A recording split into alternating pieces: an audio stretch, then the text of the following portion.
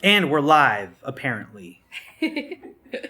All right, so we're going to wait for people to filter in here. And Hello. I'm waiting to share this. Oh, I see us. Hey. There we are. So I need to share it online. Oleg, sounds good? Cool.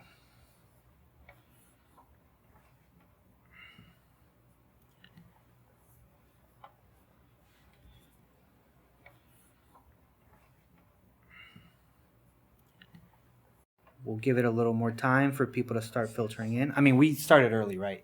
Yes, we did. Okay. We got 6 people. Woo-hoo. Nice. Hey, Steve.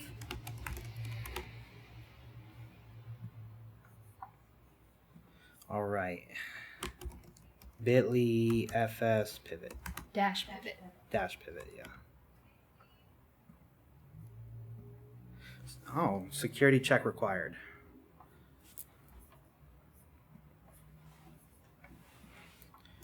Bit.ly FS pivot. I think it might have messed up when I typed it in.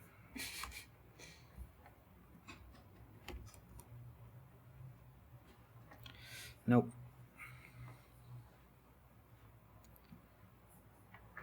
Should I just share my page? Just share what? I'm just going to share this. Yeah, it's not popping up here correctly. I don't think it's going to pop up. All right. So let me see here. All right, how many people do we have? Where does it say? Oh, 18. Cool. Hope, hello. Marla, Kayla, Mr. Steed.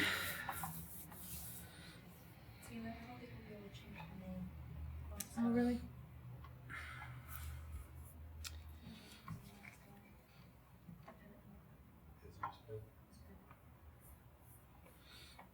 All right.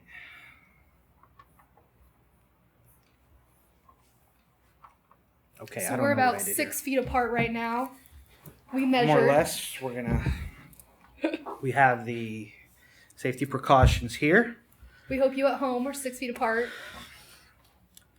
All right, so we're about 2 minutes in, and we got people filtering in. We're at about 25 so far. You want to get started? Yeah, let's get started. All right, so let me see here. Should have been more prepared. All right, so hello everybody. Welcome to Founder Spark's first official live stream. We're really excited because this is our first time ever doing this. We've never done anything like this before, so everybody's experimenting right now, but we're really excited about it. This is something we've been wanting to do for a while, and it was just getting pushed to the back, and now due to certain circumstances, it's at the forefront of what we're doing. So please bear with us. If anything doesn't work correctly, please let us know if sound is off or if there's anything that we need to adjust. We're learning together. My name is Aaron Robles. I am the founder and CEO of Founder Spark, and I'm joined for the first time ever with my co-host, Taylor Hollister, and I'm the program director. I am usually the one in charge of all of the events and all of the different programs that we're doing, and now I get to host. Yeah, she's really what makes it work. Justin Hollister, I do realize I just touched my face. I'm working on it. Ooh, hand sanitizer. But all right, so we wanted to kind of share a little bit about us to start off, and then we'll kind of get right on rolling. For those of you who maybe don't know who we are yet, Founder Spark is an entrepreneurial support organization in Fort Wayne, Indiana. We started about 3 years ago just with the idea to build community around entrepreneurs, just bring us together and have us share knowledge. The 3 things that we focus on is education, mentorship, and resources. Those are the things that I found helped me a lot coming up, and a lot of the people and entrepreneurs that I know for the same thing. So we're putting together this live stream just to kind of adjust and be there for our community when they need us most. We're really excited because we know that with this, we're going to have the ability to reach more than just Fort Wayne. We're going to be able to reach some people that we haven't before. So we're excited about it. We want to do this a little more. And I think that in a time of just things being scary, changing, a lot of people that maybe are just starting their business are still unsure what this is going to mean to everyone. Things are changing rapidly. So we just wanted to put some positivity out there. We wanted to share some information and connect you with resources and other people that are going through the same thing you are, so that we can, feel a little better and come out of this feeling really good. Yeah. So I think the first thing we will make sure to push, if you're not already, please make sure to join our Facebook group. We launched the Facebook group yesterday, and that group is meant, again, to kind of just build a community now that so many networking events are being canceled and we're not really sure when they're going to come back. We didn't want to lose the momentum. We didn't want people to be disenfranchised. So we built that group. So Olivia is dropping the link to the group right now. So find it in the comments and make sure to join. Make sure to invite any other entrepreneurs or business owners that you know, or anyone who's trying to start something. I mean, the whole point of this is to have people share tips, ask questions. If you're not really sure what to do with your business, ask someone there maybe has done it already. Someone has been through something similar to what you're going through. So we want to build community. So please make sure to check out the group and connect with us continuously. Yeah, so before we brought our guest speaker on, Brenda, we wanted to just kind of go over how Fort Wayne is experiencing all of this, all of these changes, but so is everyone around the country. So nationally, there's all of these different organizations that are changing their policies and the ways that they're operating. Things are changing by the hour, right? We keep seeing this new information about how different companies around the world and in the country are changing. And I don't know about you, but I've kept very up to date about it. I really like data. And some of the ways that that companies are reacting to this, I think is really admirable. So Amazon, for example, has prioritized all of their essential shipments until April. So if you order a necklace or something like that, you can't really expect it to come in until about mid-April, which I think is really cool. There's companies that are donating all of their profits to their employees in the service industry. There's retail shops that are in the mall, like Victoria's Secret, that are closing their doors to stop the spread of the virus. I think it's really interesting to your point. I mean, you're starting to see all of these companies, big and small, shift, pivot to a word that we use a lot, and just kind of adjust the way they do things. And I think it's really incredible when we think about how people say that change is so difficult, that under certain circumstances, you realize you can make really quick change if you really put your mind to it. I mean, for us, this live stream was something we thought about, on Friday? Something like that. I mean, but it was hard for us to even decide to do what we were doing, right? I mean, because to be very transparent with all of you guys, we went back and forth on it a lot. For days. I mean, our speaker that was supposed to be tonight, Dawn, I mean, what an incredible speaker. If anybody knows her, she's a powerhouse. And we were so excited to fill that room. And it just wasn't something that we could do. So we really needed to explore a lot of options. And I mean, what it came down to is Taylor and I had to have a lot of discussions about why we're here, what our goal is. And, I always say you change the strategy, not the goal, right? So for us, it's like, how do we continue to help? How do we continue to support? And, I think after a lot of phone calls with a lot of people, again, I said this the other day, shout out to every single person who picked up the phone over the last few days when I called them, because I called a lot of people. We went back and forth, but everybody that I spoke to had incredible insight. And that's why we focus on mentorship, because it takes a village to make our decisions. We got a whole village. Like, we really do. And that's, if anything, what we're really good at is just taking advice from people who are not only our customer, but who have done what we've been doing since, we were kids.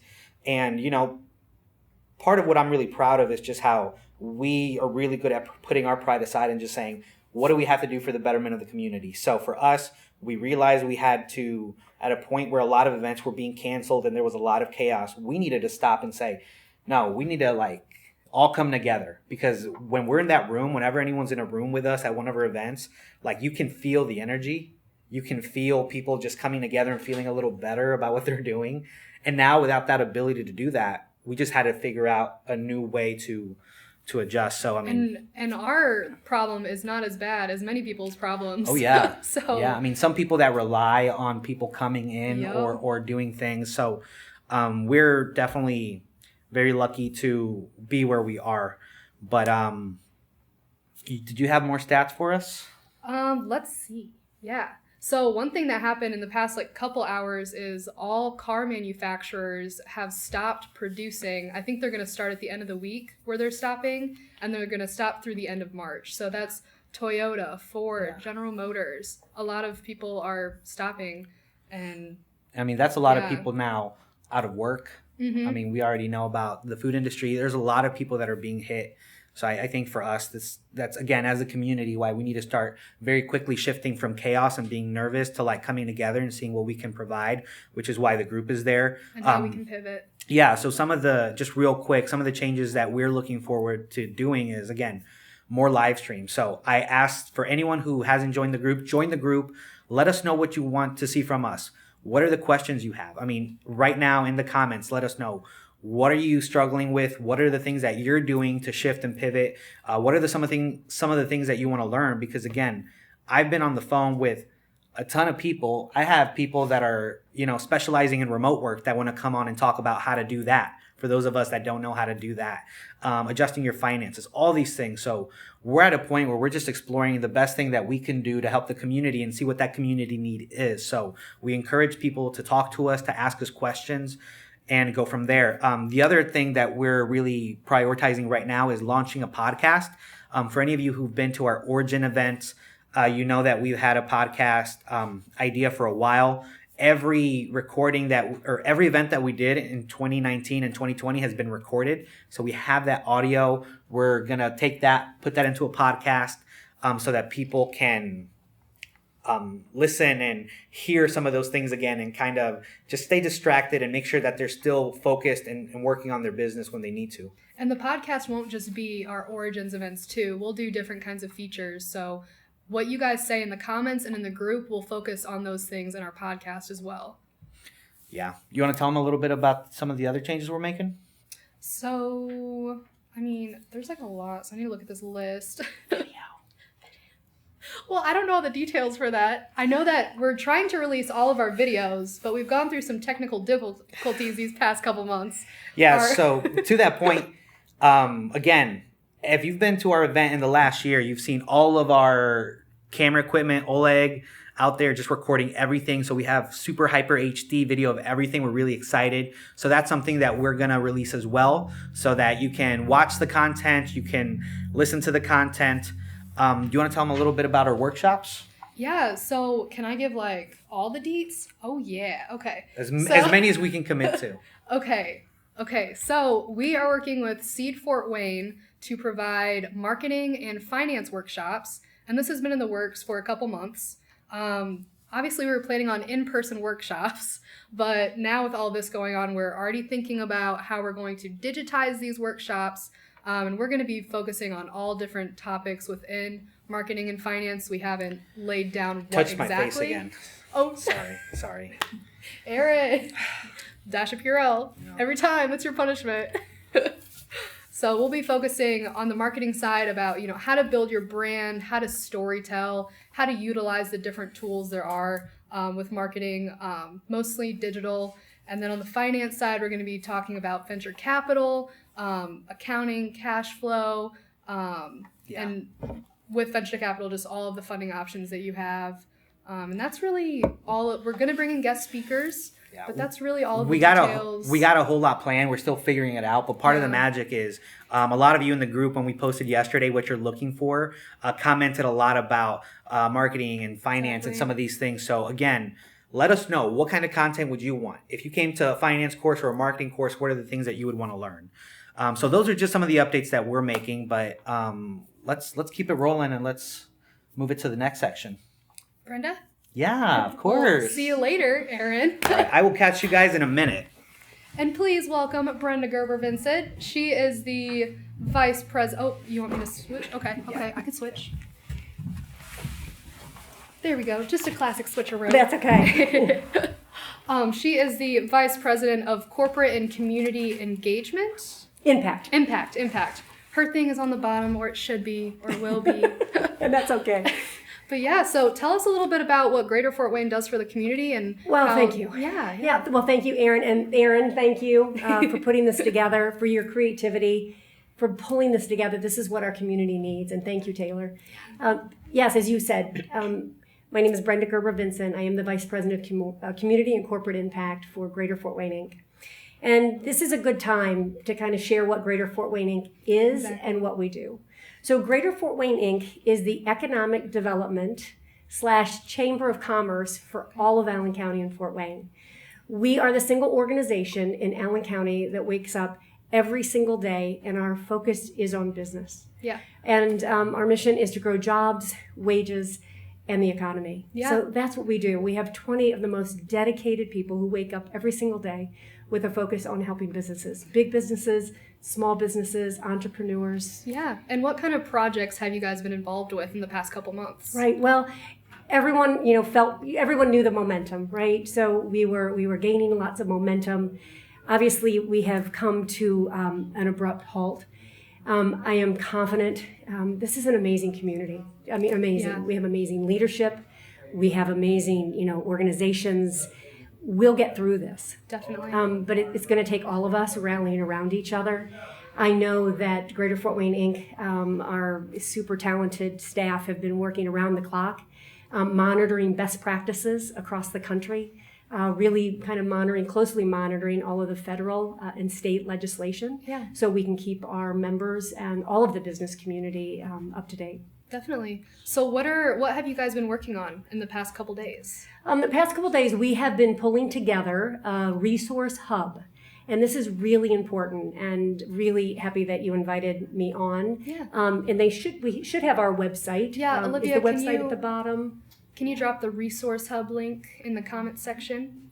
So our director of communications and marketing, Dan Watson, super talented. He and very quick. As we all are trying to pull this information together. But it stemmed from a conversation. I've literally talked to hundreds of small business owners at this point. Yeah. I'm getting, phone calls and emails and just kind of desperation. And they have their hands full. They're trying to figure out, do we stay open or do we close? Yeah. How many people do I have to lay off? How long can I go? How much revenue do I have to keep payroll going? Is it 5 weeks? Is it 2 months? That's what they're worried about. So I had a conversation with one of our small business owners here in downtown Fort Wayne. And as we were talking, she said, I just need one place to get all the information. I just need to go to one location. And she said, I simply don't have the time or energy to go to different areas and look. Yeah. So at this point, I want to be real careful to point out that for health concerns in our community, everyone needs to go to the Allen County Department of Health. Okay. So that's the website that everyone is being directed to, or directing people to go to. Business owners. For health concerns. That would be for health concerns. Greater Fort Wayne, Inc. built the Resource Hub specifically for businesses. And it says tips on how to conduct business while still having cleanly hygiene, preventing the spread, flattening the curve. Yeah, all of those things. And so what we did, it's not information or material that we created. Yeah. What we've done is we have collected all of the information. Greater Fort Wayne, Inc. wants to be the go-to organization for all of that business information. Okay. So I think we've done a really good job. We're continuing, we're monitoring it hourly, we're adding to it, we're changing it. And when was this launched? It was launched yesterday. Okay. So we launched the hub yesterday. We have sent it out, all of our investors, we've sent it out for business. It's been on social media. All of our board members have received it, all of our investors. And it's robust. Yes, I think I've people seen it. will be. Yeah, have you? Yeah. Okay. Well, I think when people are on it, I think they think they're going to be 2 or 3 different areas. No. there's literally hundreds of pieces of information to help small business owners, entrepreneurs kind of navigate this time, whether it be unemployment forms, whether it be low interest loans. I mean, it's kind of runs the gambit. So how to, basically how to, what products to use to clean your office, to the ever-changing federal standards of, groups of 10. And so all of that is on the website. Okay. So for business owners who right now are trying to navigate just their business, we're trying to take some of that responsibility off of their shoulders. Some of that research. We're doing the work. I said to you earlier before we went live, is that we have been on the phone today with yesterday we were on with the United States Small Business Association. Today we are on with the United States Chamber. We've talked to regional chambers. We've literally talked to chambers from across the country, learning best practices. Awesome. What's everyone doing? Yeah. So that has been a really helpful resource for us to kind of navigate in order to help our businesses. So what are a couple of the highlights that's on that page? What are some of the things that the federal government is offering that people should take advantage of? Sure. Well, you know what? I'll start with a few local tips that I think. And again, I would go to our webpage if I can direct everyone there. I think that you'll find it just a tremendous resource. But some of the things I want to point out are for people who have been laid off or who have lost their jobs. There's unemployment forms on there. So workforce development right here, our workforce development right here in Allen County. So those forms are online. So this resource hub is not just for business owners, but also people who just have a job and might have lost their job. Yeah. Anybody who has a job. Exactly. It's for our workforce. Okay. It's for anybody who has been affected from a business standpoint. Yeah. That's been affected by the coronavirus. Okay. Cool. So that would be a big one. So if you've been laid off or you're looking for resources for unemployment, the forms are on there. The other one is the 211. And I want to point this resource out. And I'm using a lot of notes because I want to get all of my information correct. But Indiana 211. So you would dial 211, and it's a free confidential service that helps Hoosiers across Indiana find the local resources they need. Okay. This is important, like food, clothing, healthcare, housing, utility assistance. This line is open 24/7. So if you simply don't know where to go. Exactly. Or if one of your friends or family members doesn't know where to go, this is the place to start. 211. Okay. I mean, literally, if you're worried about your utilities or you're worried about your electric, 211 can help those people who are out of work. And I told you this earlier, and I've actually, I've cried tears. My heart breaks for, just say like the single mom who's raising children who, found out that she no longer has a job as a wait staff or a job that she currently has and is faced with, looking into this future, not knowing how long this is going to last, to making sure that her bills are paid and that she can, that she can pay her rent. And I'm using that just as a small example. Yeah. But there's a lot of people struggling. Yeah. And there's a lot of people, I think, answering the call as well. I think some of the businesses that are maybe overwhelmed instead of losing employees, they're trying to get their apps out there, like Costco, Kroger, Aldi's, all of these places that are now mass hiring instead of having to lay people off. Oh, I have been, as crazy of time this has been, I have been equally inspired. Yeah. When when I've gotten emails and I've talked to people about what's going on, I've been, there's some really cool stories going on in our community of people helping one another. This time it really does bring out the best in some people, and we're seeing that. We're seeing that every hour of every day that people are helping each other. Yeah. My favorite quote ever is something along the lines of, a seed to achieve growth has to go through this really ugly process of like its insides come out, it becomes a whole new thing, but it eventually becomes that flower, and that's what it takes. Yeah. So there's a lot. And as you know, we still do. I don't want to talk in terms of like the past. We have a thriving entrepreneurial community. Greater Fort Wayne Inc. about 6 months ago launched a little program called the Bridge Program. And we had no idea that 6 months later, that little program would be a significant, way that we can keep our small businesses alive. But, Yeah. So what we did is we paired our small businesses with thriving corporate businesses. We're one of them. I know. So Founder Spark and Aaron are part of the Bridge program. Yep. And basically it's a wraparound program. So we had 15 corporate partners step up in our community to sponsor 15 entrepreneurs. And for us, it was Parkview. Parkview is your sponsor. So great shout out to them who are doing great work right now. But, programs like that we already had in place prior to that are some of those keys to how we're going to make it through this period. Definitely. Is really those corporate partners who are kind of helping and assisting entrepreneurs through this time, through best practices and through that education. That's really key to some of the growth and the stability and the sustainability for some of our small businesses. Awesome. Well, is there anything else that you wanted to share with our... Yeah, I want to share one more thing, and I want to share about the SBA. It's our Small Business Association. And that's national. It's a federal program, and so we were on the phone with them yesterday. So we're trying to do best practices. We're monitoring closely the federal and the state. Yep. There's a lot being talked about, and as legislation is being passed, you can find it on our website. Okay. We'll also on our Small Business Association, this loan. It is a loan.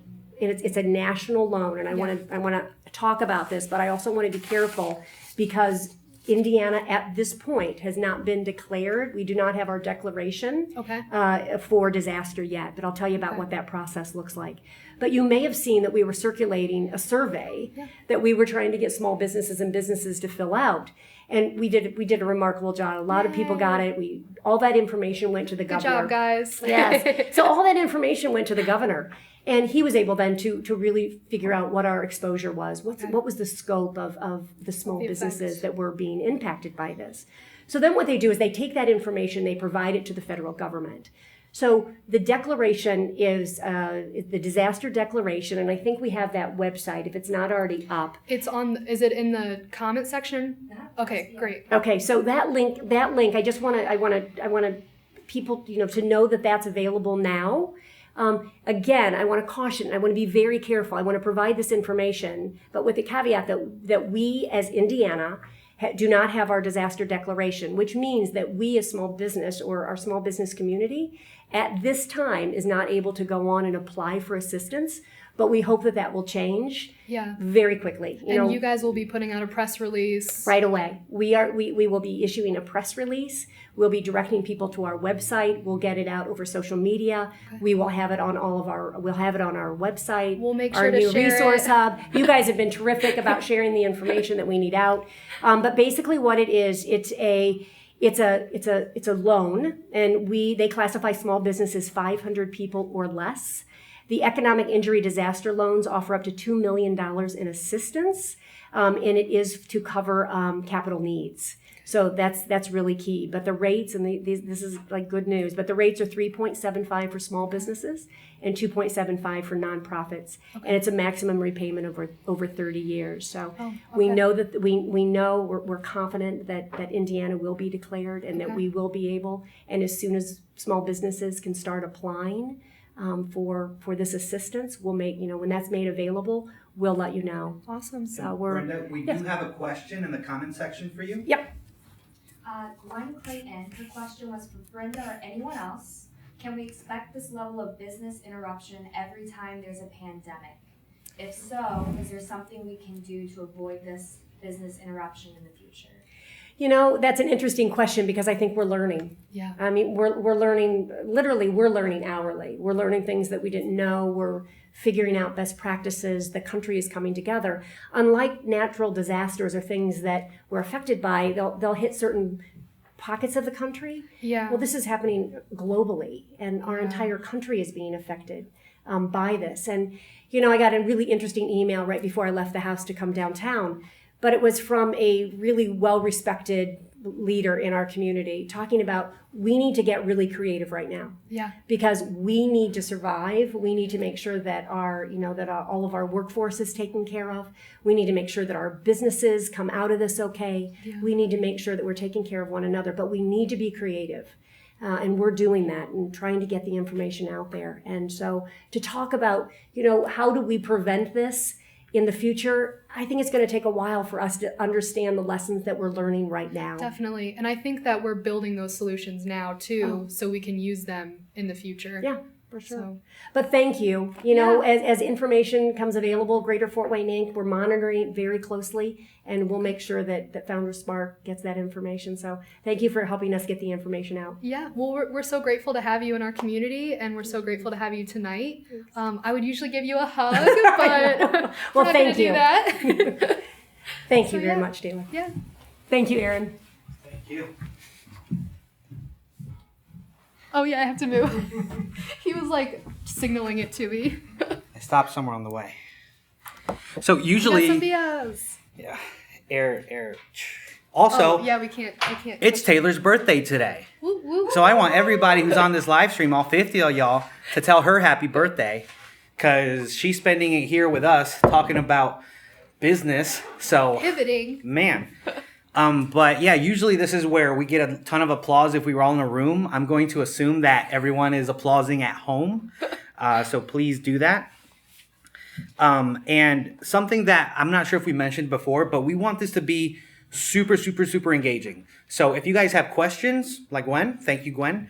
Please ask the questions. If you have comments, if we said something that was totally just not right, let us know, because we're just trying to figure this out like everyone else. We don't know everything. We've never been through this. So, you know, part of the power of this is being able to sit down and get us all together virtually Brainstorm. and pretty much say what's working, what's not, what have you done. So we have the comments here. Olivia is on the computer, so she is monitoring. She's the one who's responding.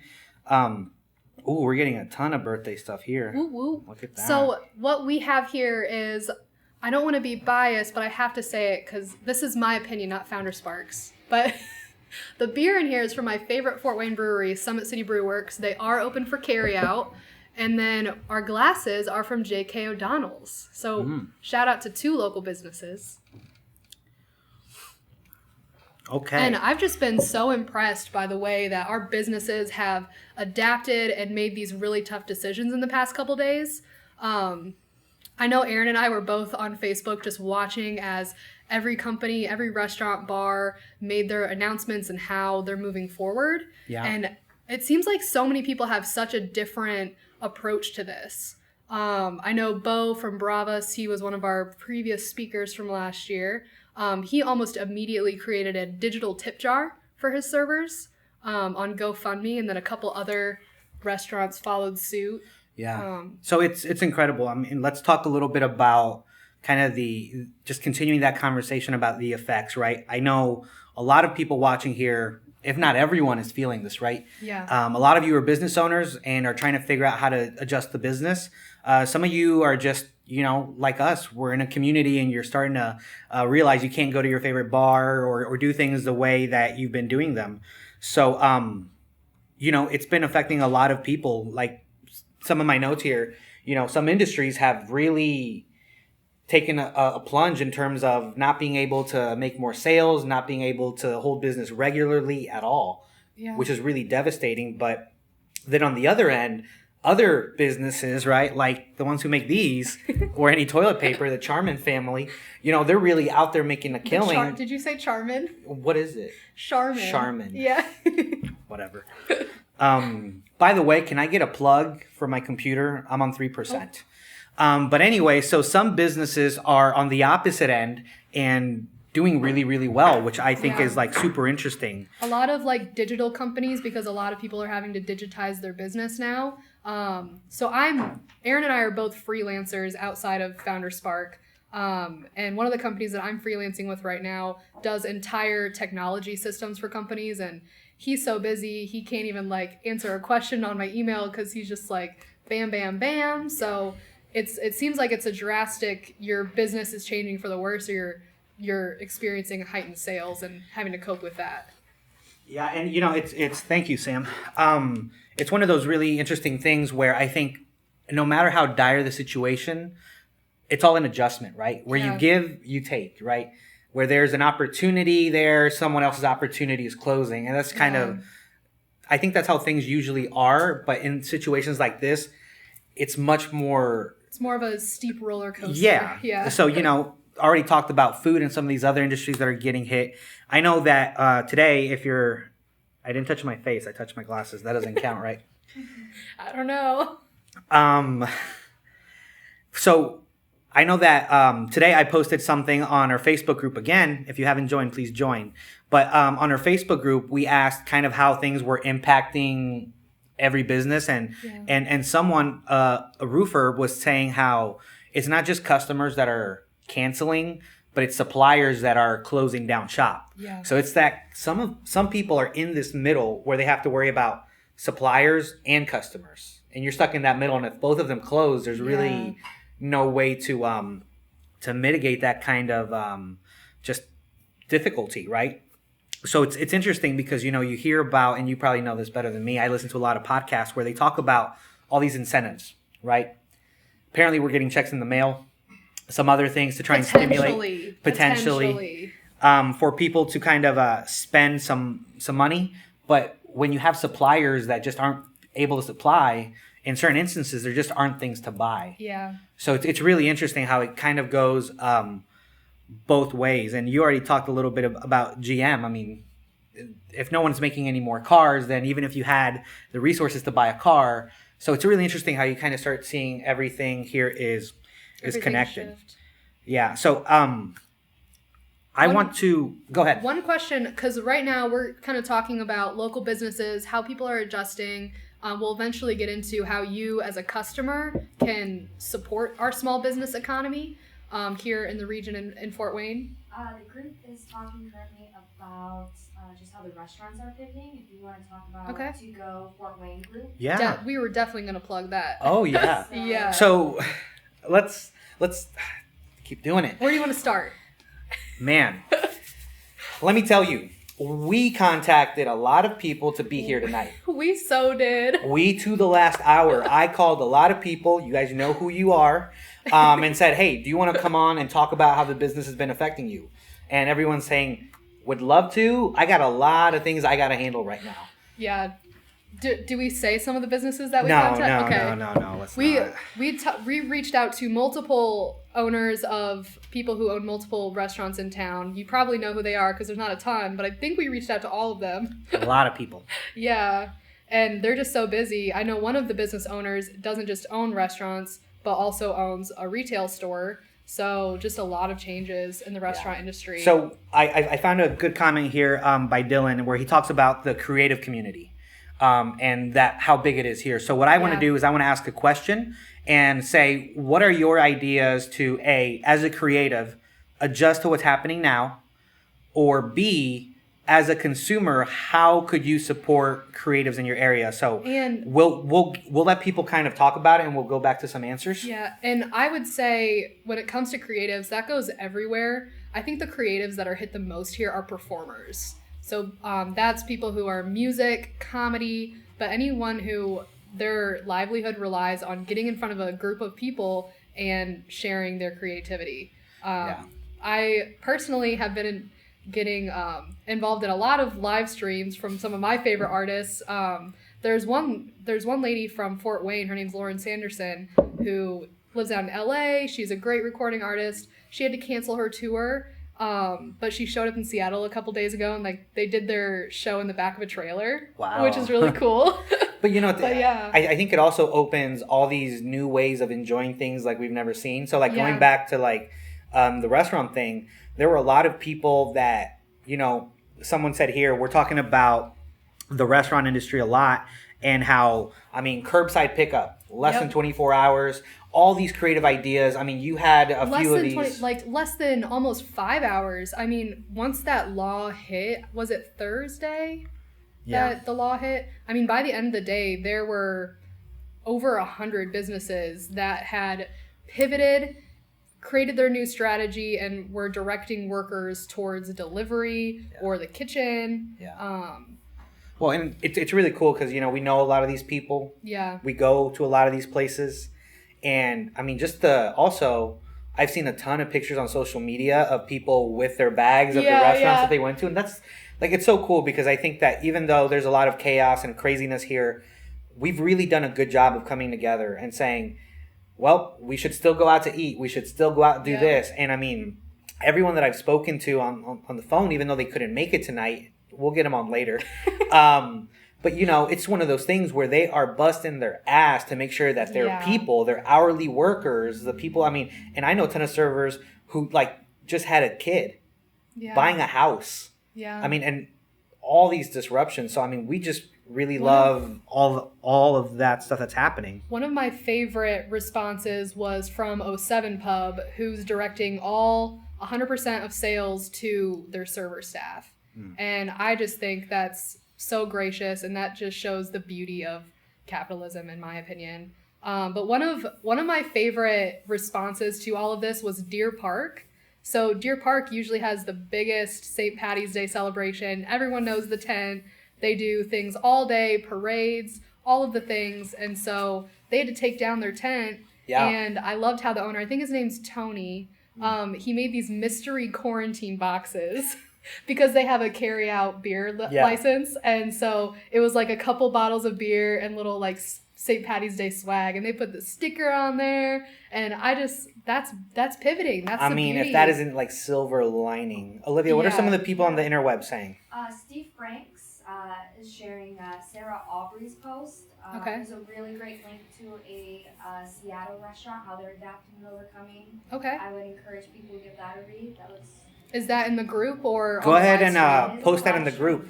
Yeah, I'll go ahead and reshare the link here. Awesome. Yeah, and we'll plug in real quick. For those of you who haven't joined our Facebook group, please make sure to do that. The link is somewhere in there, but it's popping up on the screen right now.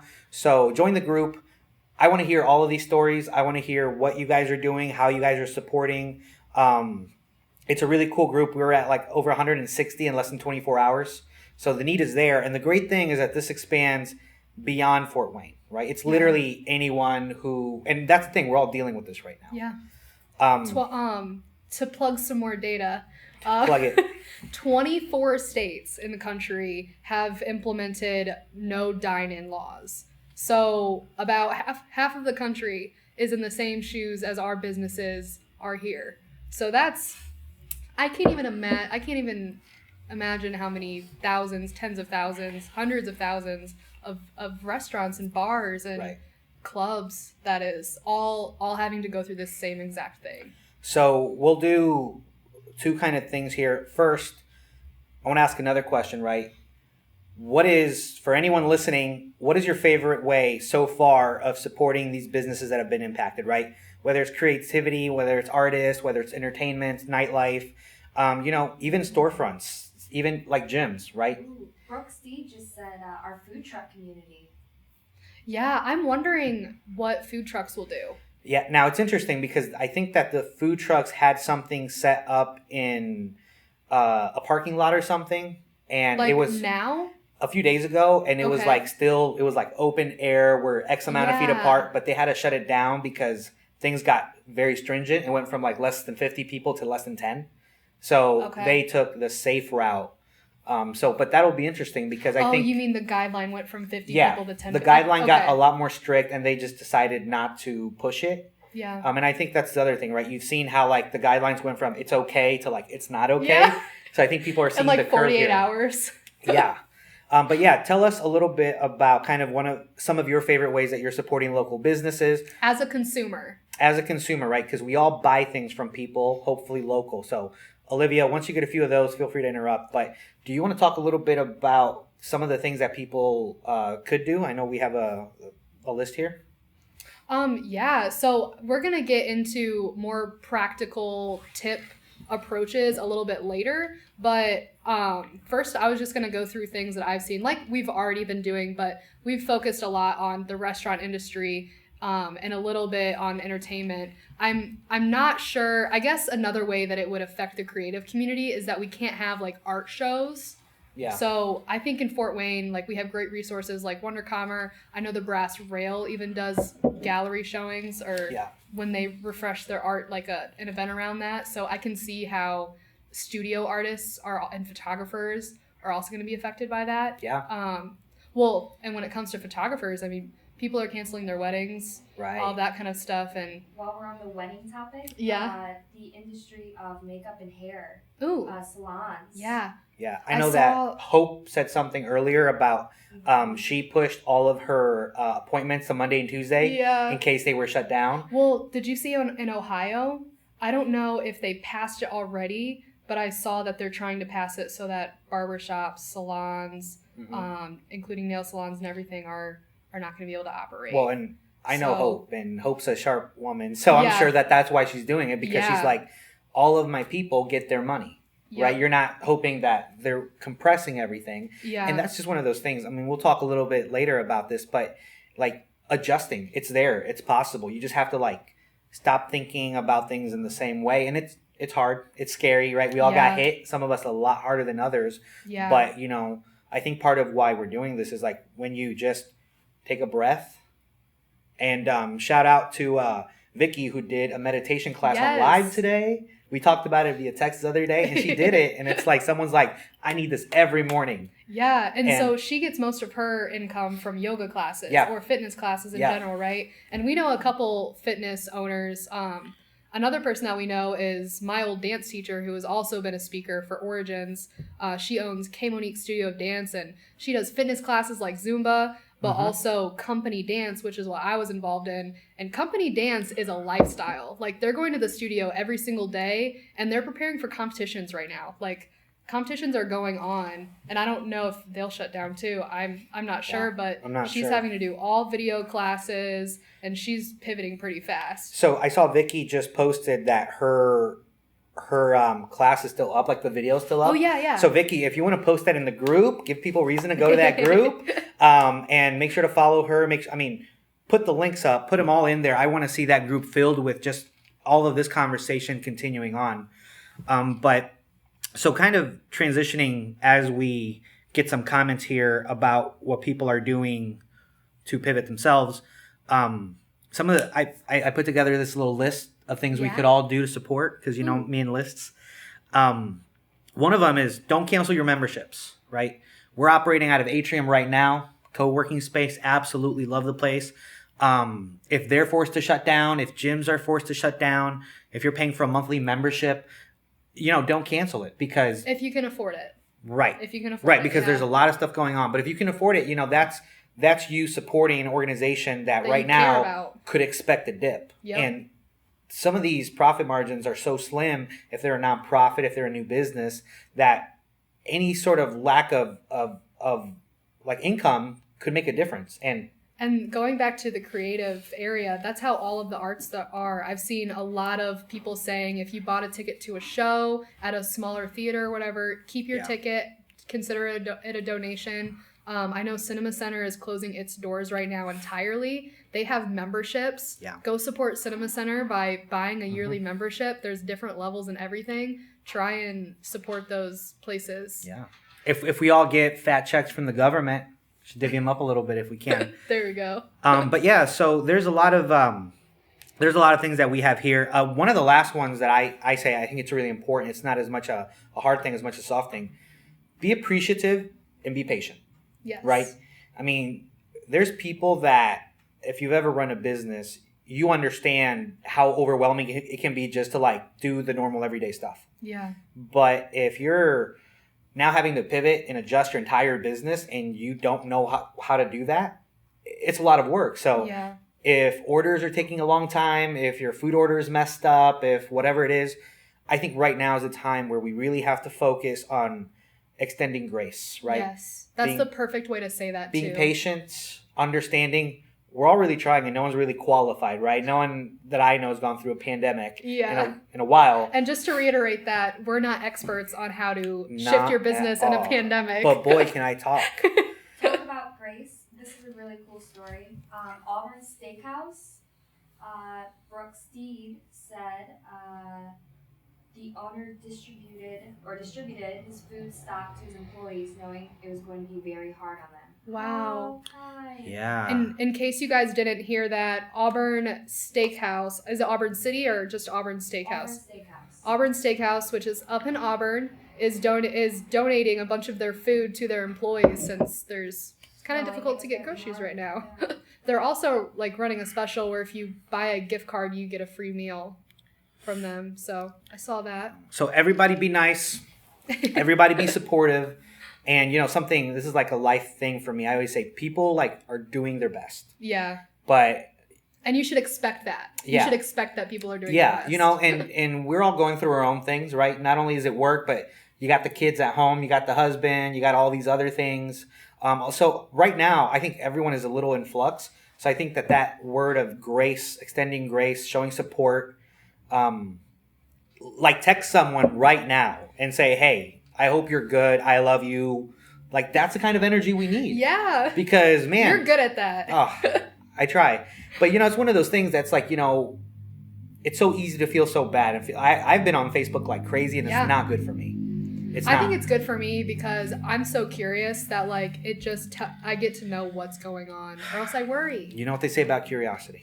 Another thing, because if we don't say it yet, we won't go back to it. Another thing that's happening nationally is tax filing, but tax payments have been pushed back 90 days. You still have to file on April 15th, but you don't have to pay if you do it at a lump sum once a year and you don't have it estimated quarterly. You still have to file, but you don't have to pay for 90 days.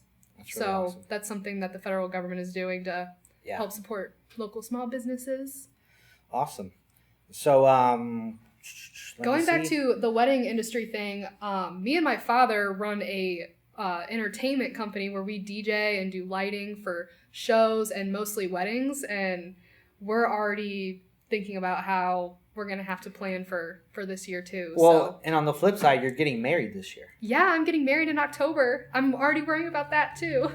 Right. And I mean, I've heard plenty of people talk about already canceling their weddings because it was like next month. Well, we're starting wedding season right now. Yeah. It like gets really heightened at the beginning of May. So, yeah. Aaron is my dude of honor. Oh, yeah. 300 likes on the 3 Rivers Entertainment. Here's a thought. Maybe touch base on how nonprofits or fundraising events can adapt to overcome. For sure. That's a really good one. So I know that, I've been on the advisory board for Whittington for a while now. You've been on a couple nonprofit boards. I love my nonprofits, boy. But I've been a part of a few of them, and it's really interesting, right? When we look at the available technology now, I don't know all of them. I know one of them, a website, givegrove.com. givegrove.com. Look it up. But it's awesome because like you can donate via online. Yeah. You can text in donations I think a lot of our small local nonprofits need to think about how global and national nonprofits raise money from people outside of where their office is. So engage in those types of practices. Brooks Deed said virtual wedding. The wave of the future. Oh my gosh. That would be a huge Zoom call.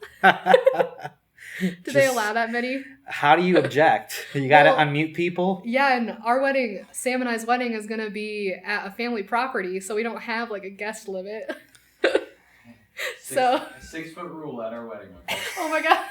You need acres. We'll be like doing our first dance, like, hey. But going back to the nonprofit thing, I mean, there's technology. You can text in donations. You can do, there's online virtual everything now. And it's really incredible how you can bid and how you can do all these crazy things. I mean, I've only been on the kind of tip end of that. Yeah. But I talk to a lot of nonprofits, and a lot of what I tell them is you need to learn to not just fundraise, right? And I don't want to act like I'm the pro, but also like as you can have glasses. You can have products. You can sell services. I mean, you look at a lot of the major nonprofits, like they're selling things, they're doing different things, they're acting like a business. And I think that there's a lot more overlap in a for-profit and a nonprofit than people give it credit for. Because I know a lot of executive directors, and boy, let me tell you what, it's a lot of work going out, fighting for those grants, right? It's got to be real earmarked. I was talking to someone about this the other day. Real earmarked, very specific on what those dollars can do, very specific on who those dollars can go to. Yeah. And we have a lot of nonprofits here, and that can get very dicey. It's not to say you don't do it, but is there a product that you can provide that flows with your mission? Is there something that you can scale and diversify that income? Because if you get 30% from grants, 40% from something else, and whatever the rest in all these different formats, and not just for nonprofits, but for any business, it makes it way easier for you to adapt and grow certain segments that are making you money. And I think if you look at Apple, if you look at Microsoft, any of these, they have product lines and service lines that they adjust. I mean, no one's buying iPods anymore, but that's okay. That's okay. Wait, they might have a little like tiny shuffle still, because they did in the past couple years. But I think what a lot of nonprofits are going to have to go through is less about how to raise money, because that's an easier question to answer, but instead how to provide their service. Mm-hmm. Like, I know Tisha from Bring It, Push It, Own It, like, provides these courses for groups of like over 10 people. Yeah. So having to pivot and figure out how to create a sanitary environment while still empowering these young women and men. Yeah. So I think that we want to talk a little bit. I think another good thing that maybe people aren't aware of is you can do online silent auctions too.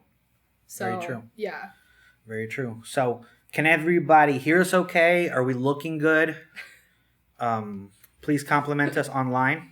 Oh my gosh. Okay, so let's talk a little bit about pivoting? We use this word a lot, yeah. Well, shifting is what I have. But it's not. It's pivoting. Well, I shift. That's how I do things. I was born with it. It's just a thing. Okay, it's an Aaron thing. Yeah, but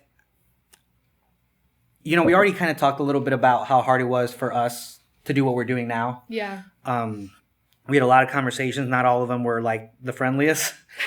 We all came from a real good place, but sometimes we're at odds. We were arguing for our priorities. Yeah. Like when it came to this live stream, we eventually were able to verbalize that your first priority was the speaker and the energy that the speaker had in their experience. And my first priority was like the value that our community feels and like how we show up every month. And that was most important to me. Yeah. And I mean, let's dive a little bit into that because 100%. Anyone who's been to one of our events knows it's me up there with someone, and I'm asking them to say a lot of super personal things. Yeah, yeah. They're crying, they're saying things they've never said before, in an audience full of strangers. So I don't know how I get to do that, but it happens a lot. So for me, during the process of me asking someone to do this, like I already have to kind of like really know them to ask them. I don't just go out and ask people. It's a process where I'm like, hey, so I've been around you enough, I've heard you enough that I think you would be really good. I've never really had anyone say no, but then we have like 2 to 3 touches, interviews, pre-promo, where... So you feel excited about this speaker. Well, they trust me now. Yeah. I know their story. I know what to dive into. We have a lot of honest conversations about, I don't want to talk about that, or I do want to dive into it, because a lot of people are having some very sensitive things. So my approach with everything I do is always making sure that the people that are on stage with me are comfortable, are excited, are energetic. Yeah. And that's kind of just the lens that I view everything from. And that's difficult to experience that through a digital platform. Right. At least what we're trying to get through with Origins, where when we do these live streams in the future, it just won't be Origins. It'll just be like more like an info kind of situation. Yeah. So, and so for you, I know that the interesting thing that you were approaching is you're thinking community first. Yeah. You're thinking, hey, everyone else is shutting down. We can't shut down too, and we just can't wait. And you died on that hill. I died on that hill. And that was very like, no, I we're not doing it. The event isn't going to be the way it is, so we're not. I mean, we went back and forth because you were talking about community and making sure we were there for them. And, like, you weren't wrong. Like, that's the thing. Like, you can't sit there and be like, no, you're... But you weren't either, Right. So it's kind of like, all right, you're viewing it from your lens. I'm viewing it from mine. And, I mean, again, how many times did I call you and you're like, no? And we just went back and forth because, like, we both... Like, I respected where you were coming from. It's like, well, how do you figure this out? And this is what everyone's having to go through, too. Like, when we were going through this process, we had to say, what are our priorities? Right. How do we measure success?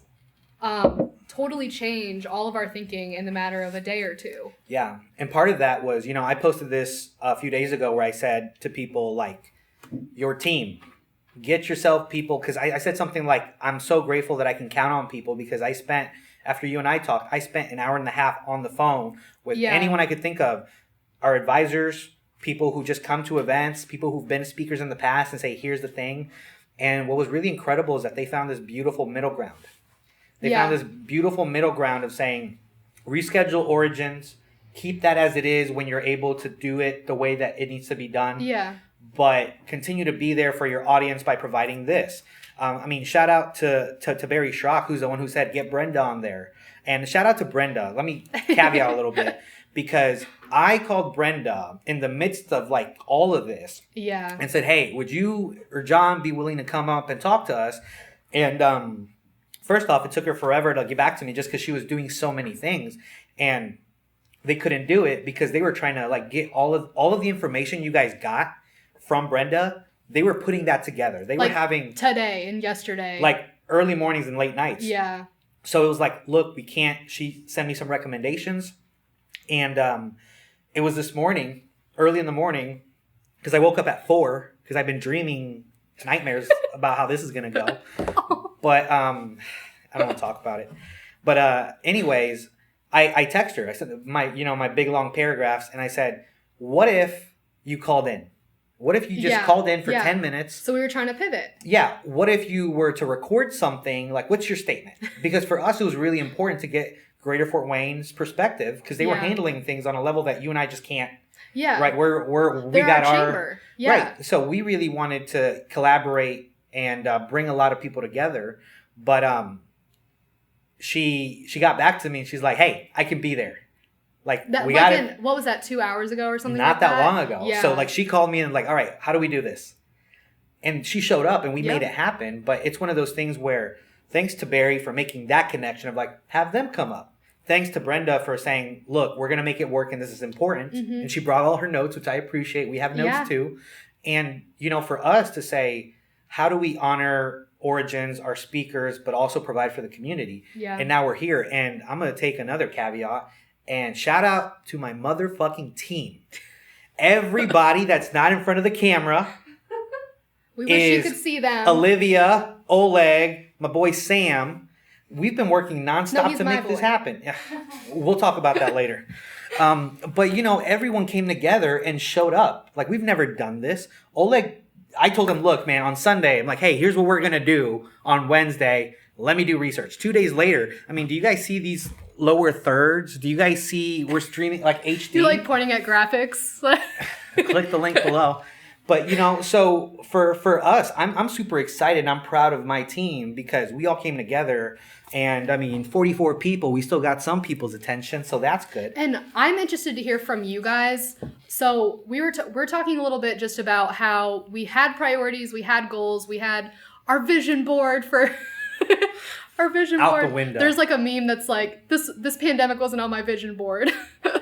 But we're having to adjust our priorities. We're having to adjust what we care about and really think through like who we are as a company and what we want to be to people. Well, so again, I'm curious how your priorities are changing already after a week. Yeah. And again, you change the strategy, not the goal. Yeah. The goal for us was to continue to support and bring community. We launched a Facebook group. We launched this live stream within a week of us knowing we were going to do it. And we're already excited to figure out what else we're going to do. Yeah. So, and we don't know what it looks like. No, we don't. But it's happening. But we're going to do it. Gotta have grit, like Fortitude Fun says. Yeah. So, again, let us know what you guys are looking for, what we can do. I definitely want to start talking about pivoting, digitizing, working from home, because we have a lot to talk about with all of that stuff and how let's keep it moving. Businesses are going to have to become a lot more digital and how different people are doing that. And we're not, again, for like the third or fourth time, we're not business coaches. We facilitate and support entrepreneurs. We don't offer services to coach businesses. That's not what we do. So all of this stuff is just from our experiences. And our hearts, because we care. And our hearts. And what we've heard from other people doing. So just want to reiterate that. So if you, throughout all of this, again, if you have any tips, if you have any questions, please do engage in the comments. Or in the group. If you haven't joined the group, please join the group.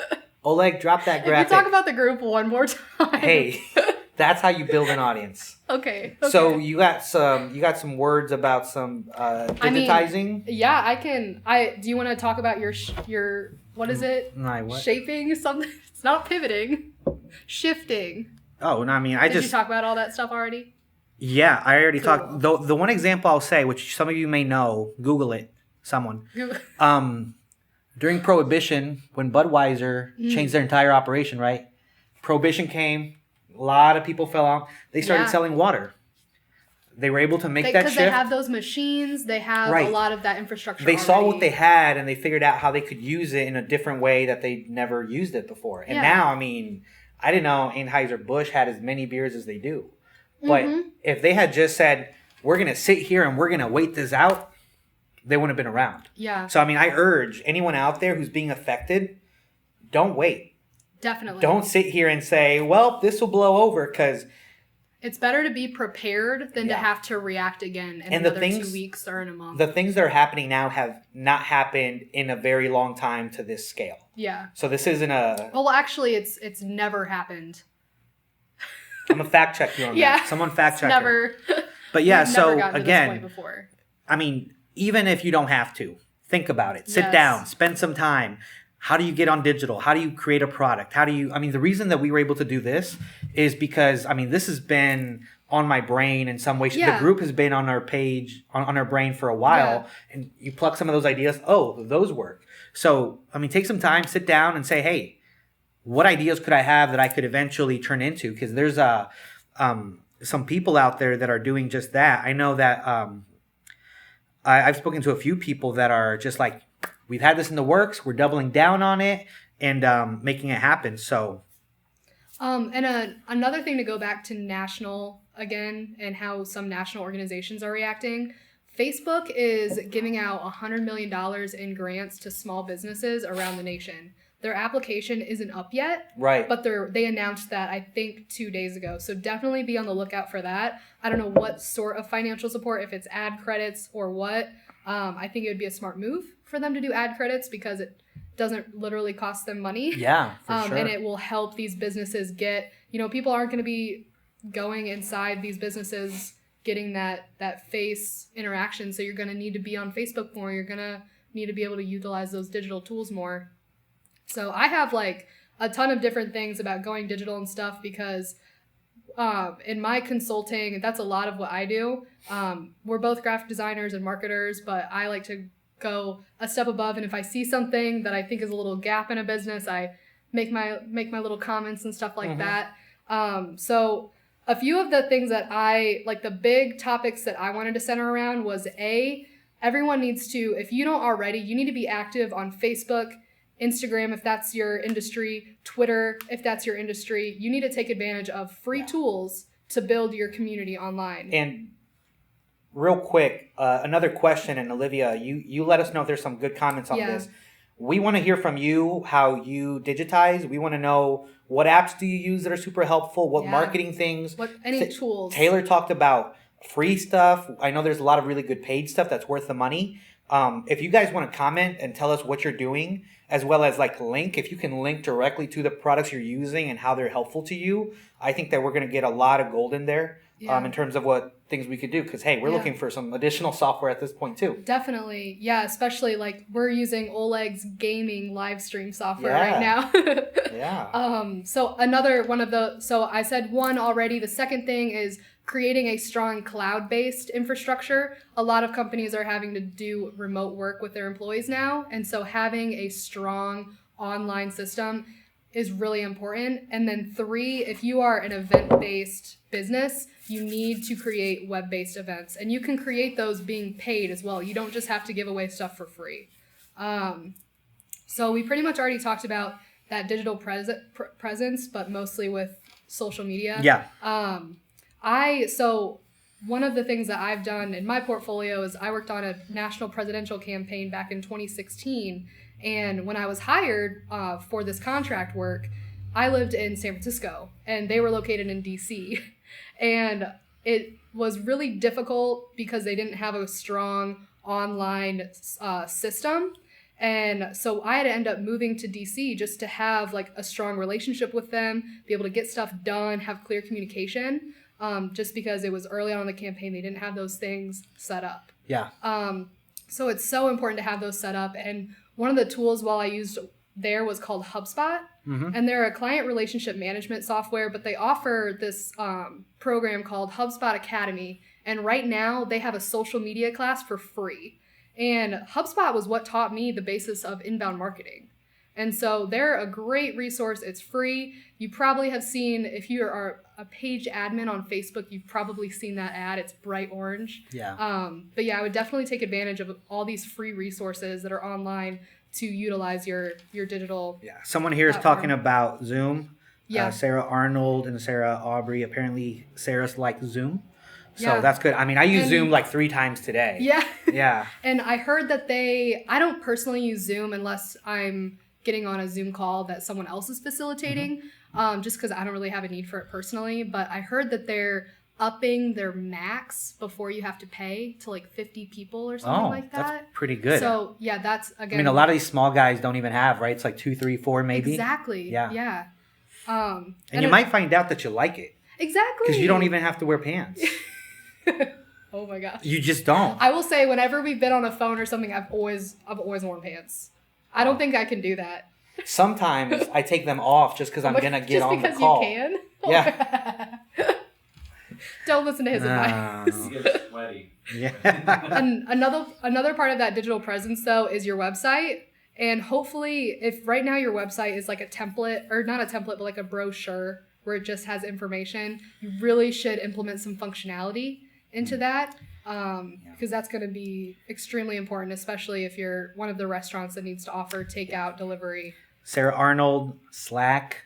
Love Slack. Totally going to get to that. Love Yeah. Slack. I mean, we use it with our team. We share all sorts of stuff. Yep. If you don't know what Slack is, it's pretty much like an instant messaging service For groups. geared for groups and geared for business. Although Olivia over here was just saying how Yeah, call her out. Olivia is also a freelancer, and she just started using Slack so in Slack there's channels, and you could also direct message people, have groups of people. It's very, very functional and very intuitive, and it's free. She uses all of the channels for the different projects she's working on to like talk to herself, make notes, put down resources, put ideas. Yeah. And I just love that. Yeah. Well, and it's incredible how much you can use these things in a very cut and paste kind of way. Like, Yeah. I mean, Origins, we have a channel for that. I mean, we have a channel for video. We have a channel for all the new ideas, the concepts we're doing, and just private messaging with each other. And I think I really talked about this early on when we started. It's like, I don't want to try and scroll back via our text messages to differentiate between us going out on Friday and work stuff. Yeah, and Aaron and we only meet once a week. Yeah. So most of our communication is digital. We're mostly remote work technically together, even though we're kind of at this point an event-based organization. We're as remote as you can be running events. Exactly, Yeah. exactly. Another thing that I think is really important when it comes to setting up this cloud-based infrastructure for your business is having a file share system that's on the cloud and not on like a server. So we use Google Suite. We also use Gmail, Google Drive. We love that personally because of the functionality that it has with our computers, where like you can automatically download stuff to your computer and it kind of meshes with your hard drive. It's I think Google Stream something. Yeah, I forget exactly what it's like, called. That's the one way. That's for like not a business. It's more like a. No, it's for business. Is that the one that we That's- both use? Because yep. there's two different systems that So they it used to have. be Google Drive. Now it's Google Drive Stream. And the cool Well, thing about No, like there's two different stream things. well, I mean, I could look at it right now. Yeah. Because I used to have the other one that's not as functional as the one that we have now. But also Outlook, if your company uses Outlook, they have file share systems, a calendar system. It's so important to utilize. Yeah. cloud Google systems. Drive File Stream. Yeah, and that's what we use. Yeah, that's what we use. And it's really cool because, I mean, we got a ton of videos. We got a ton of graphics. We got a ton of things that we use. My mom's calling me, knowing that I'm on this live stream. I don't know what she might have to say right now. But it's really cool because it allows you to have all of your information on the cloud and you can download it, the actual like app on your computer, and you can select which files are downloaded onto your hard drive, and everything else is on a cloud. So it's like a shortcut. Yeah. So you can have all of your folders, see all of your folders, Exactly. and only have 10% of your drive actually being used. Exactly. And, which is great when you have gigabytes worth of videos and you have a For little us, laptop. we have to have that kind of system. Yeah. And also with the actual Google files like docs, sheets, slides, those all are so functional when you're working with digital teams, remote teams, because you can update docs and you don't have to send it out every time someone makes an edit. Well, right which now, is so nice. I'm using a script that I made for my notes.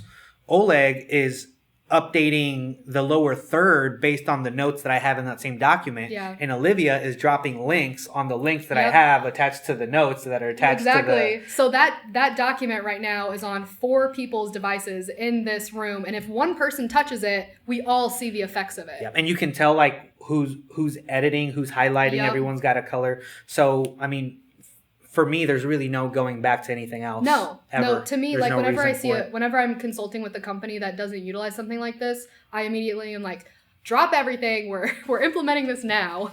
Yeah. So, question that was asked. Yeah. What about resources for your favorite ways to get reservations or for events linked with payment options, such as like Eventbrite? So I know that any sort of event, so you can definitely still do a ticketing system through Eventbrite with digital events. I'm not sure how Eventbrite and other ticketing services are going to pivot.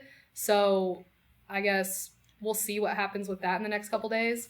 But as far as making reservations online, gosh, that's difficult. I know that, I'm pretty sure that Yelp does reservations online. There's a couple different websites that a lot of the businesses locally are already on, but I mean, reservations don't really matter right now. It's more like takeout and delivery. I'm not even going to lie to you. I have no clue. I don't know. Yeah. I don't. But there is something out there. I can guarantee Definitely. it. And I'm sure someone will comment. And if there is not something out there, I know how you can make $1 million real quick. What? Because they can just do it if it's not already a thing. Oh, there we go. It's like, what are you about to say? No. Oh my gosh. So what's next on your list? Another really important thing to digitize your workforce or whatever is a project management system. So important. Aaron needs this. Like, if Aaron doesn't have this, he freaks out, but then he doesn't even use it. So you gotta use it. I knew you were gonna say something. I knew it. But we started out using Asana, which I know a ton of places use Asana, love it. Aaron didn't like it so much, so we switched to Monday. Yeah, and it's interesting because as we were transitioning out of Asana to Monday, Asana started implementing all of the things that Monday had. Oh, really? Yeah. Dang and I'm it. like, look, I already created my boards. Yeah, I'm sorry. yeah. But I actually used Asana when they first came out years ago, and it was like one of their IT people emailed me and said, "Hey, you're one of our users. Do you want to talk?" Gosh.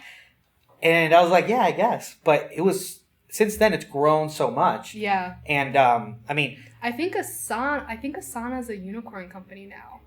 I can't remember. I thought I've seen them on some sort of Unicorn, graph. Pegasus. Yeah. But just to go over all of these different ways that you should definitely, if you have not already, digitized your infrastructure, you got to have a Google Suite Outlook system. You need a project management system, and using a software like Slack. I don't really think there's any other great competitors out there. Yeah.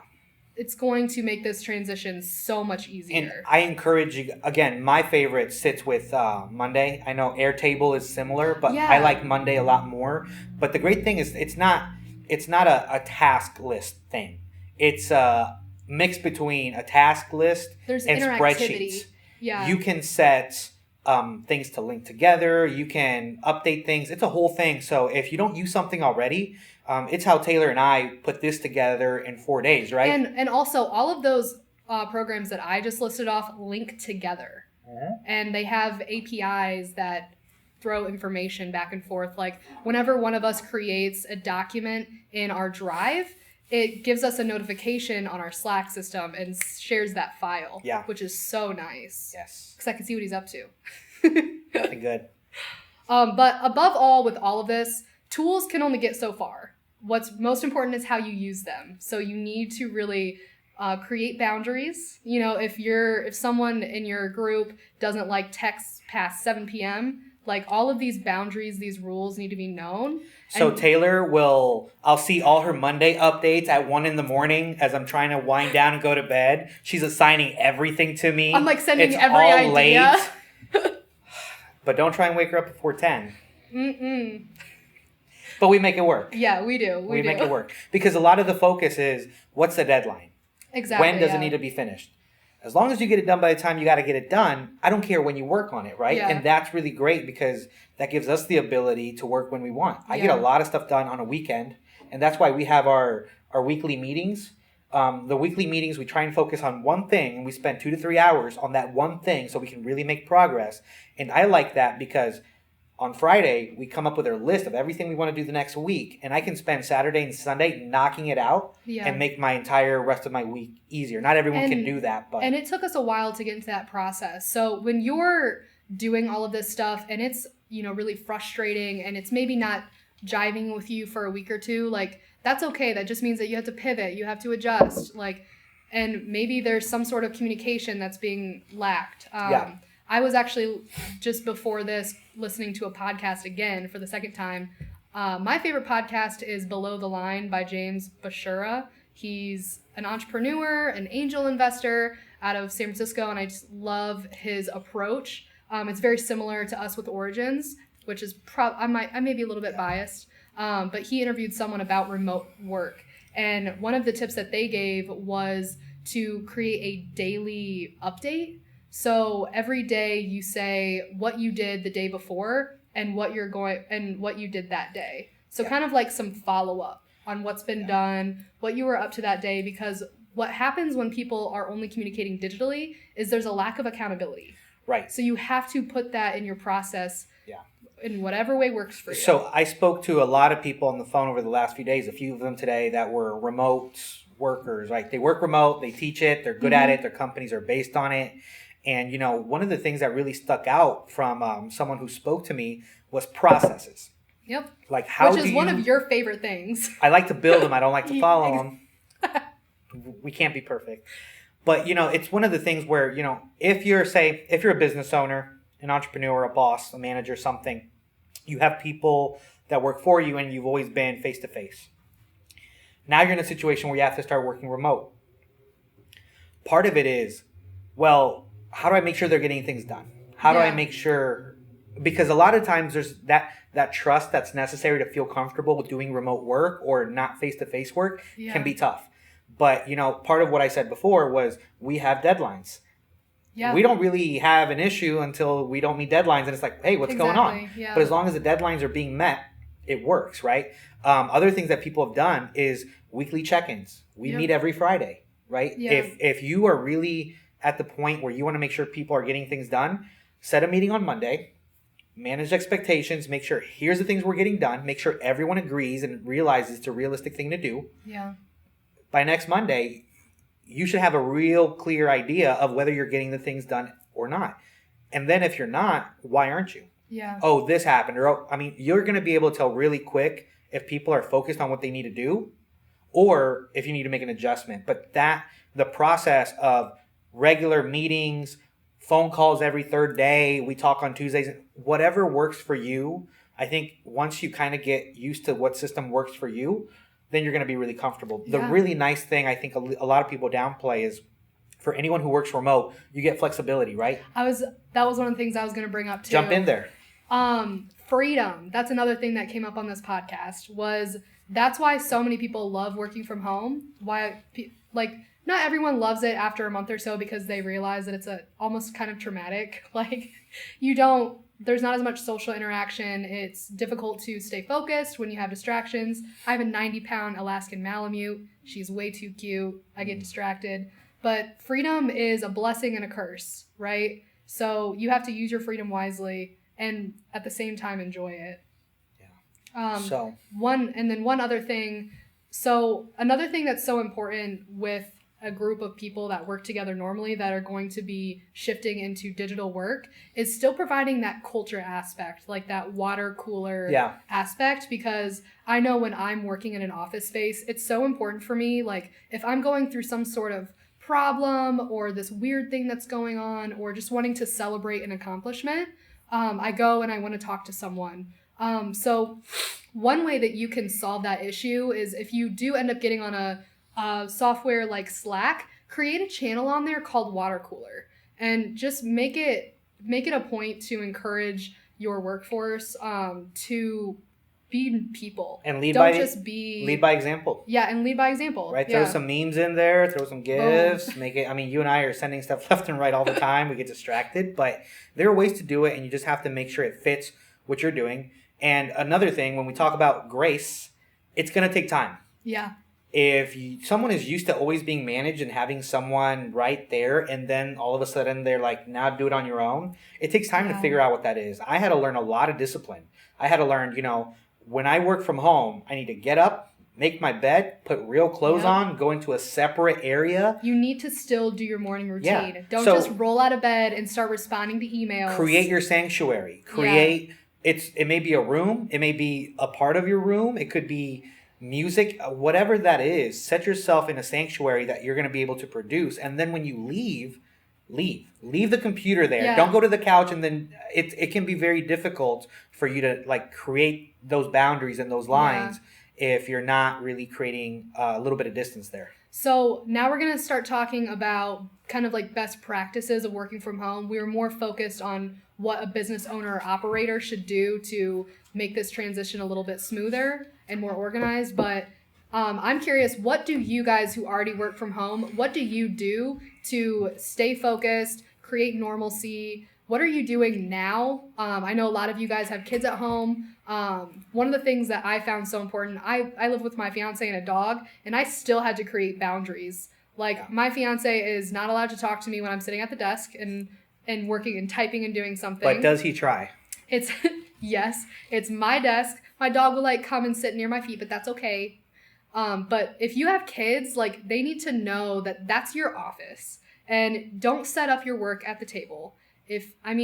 Some of us don't have desks and stuff like that, so you got to do what you got to do. But if there's some room that you can throw a table in, your garage even, set up a foldable table, put a tablecloth on it, put some cool lighting in there or something. You need to have your own space. So in the future, I think we'll do a whole different version where we just talk about remote work, because we could spend that's probably a lot of time on this. But let's get this wrapped up. We have just a few minutes left. What's the last thing that you wanted to make sure that we talked about? The last thing that we want to talk about was just kind of ideate about the future. I mean, right now we're in a lot of like crisis mode and stuff like that, but Aaron and I, we like to think about the future. We pretty much live in the future. We're not as good at living in the now. About the future is if this wave will kind of make digital work be the new norm, right? Exactly. That was definitely one of the things we were going to talk about. I think that right now what's going on is going to open the eyes of a lot of people who should have been, because you're going to realize, you don't need to spend all that money on parking spaces. You don't need to spend all that money on the overhead of a building if you can do that at home. So I think what this is forcing people to do is to see things in a way that they've never bothered or wanted to look at them because they didn't have to. Now you have to. So I think a lot of people are going to open their eyes to different ways of doing things, and that's a really good thing. Yeah. And I think that that's the one thing that people need to have stay with them. Always look at what's the next thing, because I told you very early on, we need to figure out how to make our business pandemic proof. Yeah. Because we not aren't. very early on, like last week. Okay, well that's very early. We weren't thinking about a pandemic until lately. No, but it was, as soon as things started getting a little serious, it was like, how do we make sure that this doesn't sink us? Yeah. How do we make sure, and not just this, war, an economic whatever, there's a million things that could affect us on a global scale that you can even, and you're like, when's that going to happen? Yeah. Here we are, yeah. So that it's important to think about how you could pivot and how you could shift. And, it's just a part of, I think not everyone does it naturally, which I totally understand. Yeah. I'm like, Clifton Strength Finders, ideation is top 5. I love it. But not everyone is. And that doesn't mean that you can't. But, practice it. Figure out hey, if this doesn't work, what happens there? If I don't get that grant next year, then what can I do here? Sure. There's small little ways to think about that. But one of the organizations that I do marketing and graphic design for, I'm not going to give too many details, but they're trying to they're trying to have this initiative where they get, and it's in a like a capital city in one of our states. They're trying to get it so I think 25,000 people in their metro area work from home to reduce traffic. And that was before all of this. Like, they've been working on that for months. So, I mean, this is just, I think, going to show a lot of people. I saw memes like, this is going to teach a lot of people that meeting could have been an email. I think it'll really shift our minds into how we work together. So, jumping back real quick, Sarah Aubrey here. My company has a Slack channel for pet and kid pics. That's perfect. 20 questions, what quarantine food we're eating, etc. Really good example. Are they all different channels? Yeah, oh my god, it seems like that's a lot of water cooler channels. That's awesome. I don't know how they get any work done, but so yeah, I mean, I think we're still going strong, but again, we just wanted to kind of put something together to talk about this. I don't think that we've had the opportunity to get together and really discuss this as a group. I have not been able to keep up with all 246 comments that we've had. Nice. But people in there are having conversations. They're talking to us. They're talking to each other. Again, if you haven't already, please join the group, because what we're really trying to do with this group is not just like build for right now, but build every single day. If you have a question, if you want to talk about something specific, I want you to be able to do that. And I want people around you to support you. All the support that we're seeing now, I want this to keep going, because I mean, this is what we're all about. So I absolutely love all the things we're seeing, and you tend to see how things shift and change and how we can make things work if we all really put our heads together. So I want to see that. Join the group. This video will be around for a little bit. Are we going to take it down? I thought we were just going to leave it. I don't know. We'll figure that out later. Okay. Fine, we'll leave it. I want. Is there anything else that you want to say to the good people? Bye, Sam.